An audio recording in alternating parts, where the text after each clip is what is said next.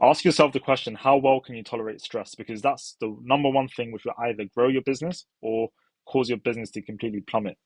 Now, one of the key things which is getting in between you and your business succeeding is your emotions. Can you control your emotions? Can you tolerate stress? If you cannot do either of that, then your business will not be able to grow to its full potential. And if anything, is going to grow to its complete downfall very quickly.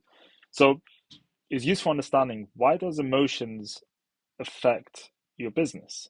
Because surely that's a personal problem. How's that affecting your business problems? Well, every business problem you have is as a result of your personal problem.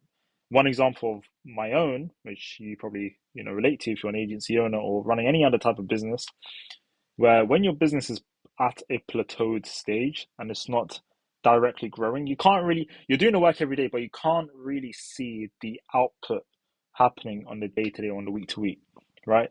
When I used to get hit with those moments where it's plateaued and I'm waiting for the work to compound, in those moments it feels like, am I doing the right thing? Why isn't it growing? And an element of me, and this was back then, I used to compare myself to other people, which to an extent is good because you need a reference point to see how well other people are doing to see what you could be doing. But at the same time, you just need to stay in your own lane. So once you understand where your emotions are getting the better of you in business, then overcome it. So that leads on to the next point, which is, every business goes like this, plateaued, grows, plateaus, could even go downwards at times, but essentially you're going to hit these points. Don't be afraid of being in those moments, whether it takes days, weeks, or months, because that gives you the opportunity to slow down, stop scaling your business, right? You can focus more on the back end. If you're a service-based business, make sure your clients are happy, make sure they're getting results, make sure you're doing things quicker, optimize your systems, generally operations, improve the way you do things, right? And that plateaued stage is your opportunity to fix those current problems which you have inside your business. So that's number one. The second thing is, you have to understand that results take time, right? Lots of people, they overestimate the results they're going to get in 1 month, and they underestimate the results they can get in a single year, 12 months, right? So right now, if you're thinking of playing the short-term game where you want to hit this huge landmark tomorrow or next month, it's not going to happen, right? So you have to give yourself a more realistic time frame of 12 months, because if you do the same boring stuff every single day consistently for a whole 12 months, your business will completely transform. For some people, it's 12 months, for some people, it's 24 months. So, right now, if you're feeling like, your business is struggling, you're struggling to grow it, or you're failing, maybe just know that work will compound eventually, and your input will give you a greater output in a specific period of time. Another thing which holds a lot of people back from starting their own business or doing something which they feel passionate about is that they're too afraid to start. That's the umbrella term. And below it is lots of different reasons to why they're afraid to start. I was speaking to one of my friends recently, and he said that he's nervous because what if he doesn't see a return on investment, right? When he invests in these courses, coaches, whatever it is. Another person could say, I don't know what I want to do, right? I don't really have a passion. What business do I start with?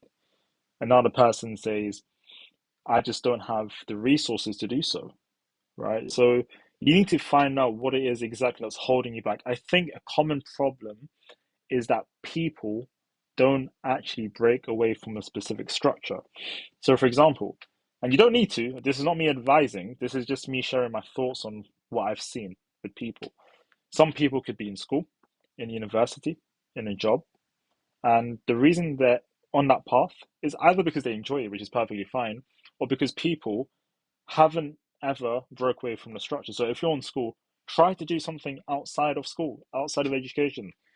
Research in business, read books, right? You can literally do whatever you want outside of school. But, if you're in a 9 to 5 job and you don't feel satisfied, then that's your heart calling for you to do something else. And that's something else you just have to keep throwing at the wall until you find out one thing which sticks. When I started my agency journey 2 years ago, well, coming on 2 years, it wasn't the first business I started. I had tapped into a bit of Amazon FBA, tapped into just generally e-commerce, tapped into, you know, starting Forex. I tapped into affiliate marketing, so on and so forth. And then I found my agency route. That's how I got into it. And it took me a few years before I even started my first ever agency. So today I run a full stack marketing agency working with coaches. And had I not taken those steps a few years ago, I wouldn't be here today. So just know that the one step you literally take today can completely transform your life. Because what got me into my agency journey, going on a bit of a tangent here, but might be useful for the video, is I ran into a YouTube ad and it was someone my age teaching people how to start a marketing agency like his, how to make 10, 20K a month. And at the time I was making like 2.2, 2.3K pounds a month from my side job at the time. And I thought to myself, if he's making 10, 20K a month and lots of his students are making it, what if I put all of my effort into this? That same night, I made the decision of joining the course. And that's just the start of my journey, an impulsive action based off how I felt. You know, I didn't know what I wanted with 10, 20K a month. I don't think I did. I just wanted to get out of my current situation. So usually when you have to take that next step in life, you don't need to know what you want to do. You just need to know that you don't like your current situation, and that's painful enough to take action to strive towards a better future. So you can either be goal oriented or pain oriented. Do you hate your current situation? Then do something else, something different, which your heart thinks is right. Don't listen to the people around you. Trust me, just do what you think is right. Or if you're goal oriented, you want to hit 10, 20K a month revenue wise or whatever it is, freedom, whatever it is, start something. Do it. What's the worst that can happen? You're going to lose your entire life. Literally, you don't want to be stuck working either a business or even a 9 to 5 if you don't like it. This goes to me speaking to you if you're running a business. If it's not for you, you can work a 9 to 5. This is both ways, right? Just if you feel something's not right, you are the judge to call that action, and you will thank yourself in a few years from now. It's as simple as that. So I'm not going to make this video too long. Let's make this quite short. Just wanted to share my thoughts.